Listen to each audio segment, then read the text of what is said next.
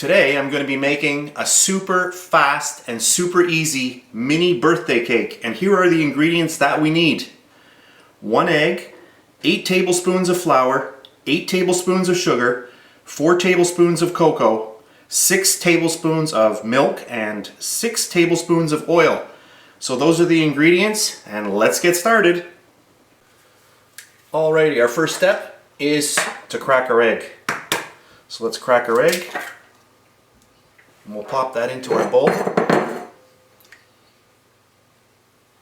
Next thing we're going to do is get the milk in. And we'll give that a fast whisk.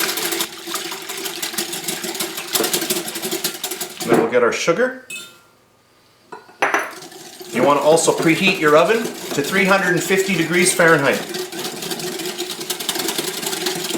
And when I say this is going to be a mini birthday cake, it's a very mini birthday cake. It's small. So there we go. Let's get our oil in. There we go.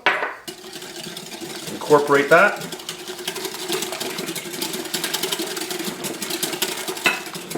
And then what I'm going to do, I'm going to get our flour and cocoa and get those together. We'll just grab a fork and just mix that around a little bit. There, that's good enough. And let's get that in there.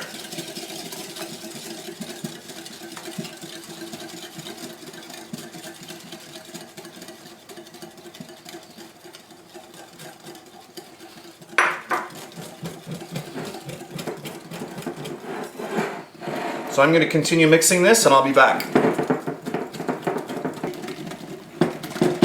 Alright, that's pretty good. There we go. I also have 2 teaspoons of baking powder, which I'm adding in now,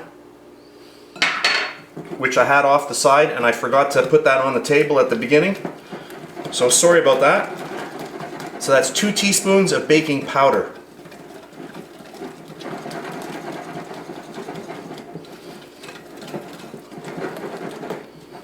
There we go. I've got these cute little baking tins. Look at that. Aren't those cute? That's what I'm using today. So what I'm going to do is I'm going to take some non-stick spray and I'm just going to spray these over near the sink and I'll be back.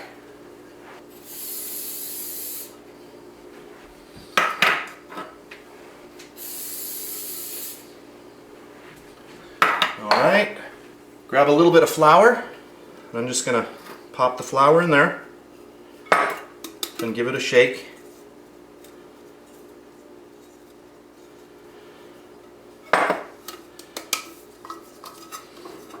Alright, that's good. Okay, next.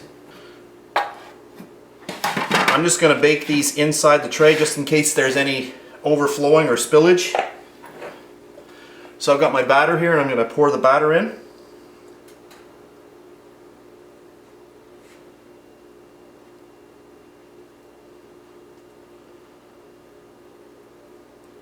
I'll continue doing this and I'll be back. Don't be afraid to switch from a whisk to a spatula when you're at home, because you want to get everything out. You know, when you see the cooks and the chefs on TV doing stuff like this, many times their bowls aren't even empty when they go on to the next, step. But since we're at home and we want to get all that goodness out, there we go. Don't want to waste money. Okay. I'm going to wash my hands. So I'm going to pop those into a 350 degree oven and I'll be back. Alright, here are our 2 little cakes. And when I say mini, I'm talking mini. Look at how small these are. Aren't they beautiful? So I baked these for 25 minutes at 350 degrees Fahrenheit. I'm only going to be using one today. So I'm going to pop one over to the side. I'm going to grab this, I'm going to open it up and we're going to pop it out. Look at that. Isn't that nice how easy it comes off? And then the little bottom just pops off. There we go. And now what I'm going to do is I'm going to cut off the top.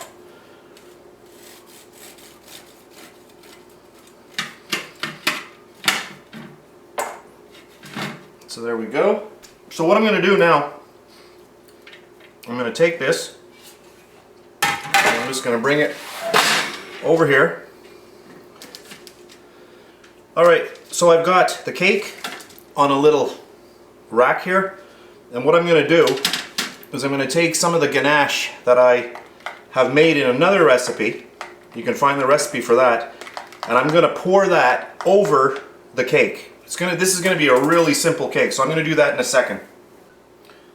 Alright, I just had to warm up my ganache a little bit. So what I'm going to do here, hopefully okay, how does that look? Pretty good? Okay, so let's go through what I did here. I put down some wax paper on our tray, and I've put the cake on a cooling tray, cooling rack. So now what I'm going to do, what I've done is I've taken the ganache and I've just heated it very, very slowly in the microwave. This is going to thicken up afterwards. Use your defrost mode on your microwave, or if you have a power setting, use power 1 and go really, really slowly melting this up. I was actually able to melt this, and the chocolate is not even warm. So if you have that setting on your microwave, use that, because if you use just a regular setting, you can actually burn the chocolate, if you're microwaving it on high. So there we have that. So what I'm going to do is I'm just going to gently pour this all over the cake.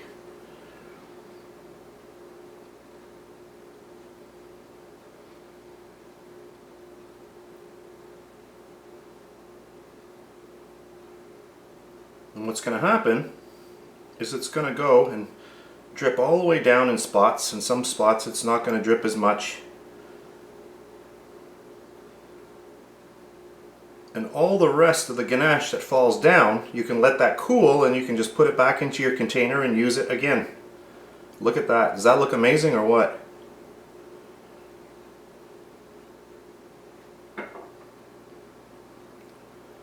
And there we go.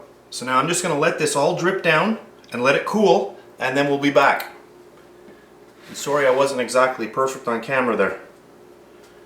That's a little better. There we go. So I'll be back. I'm going to let this cool.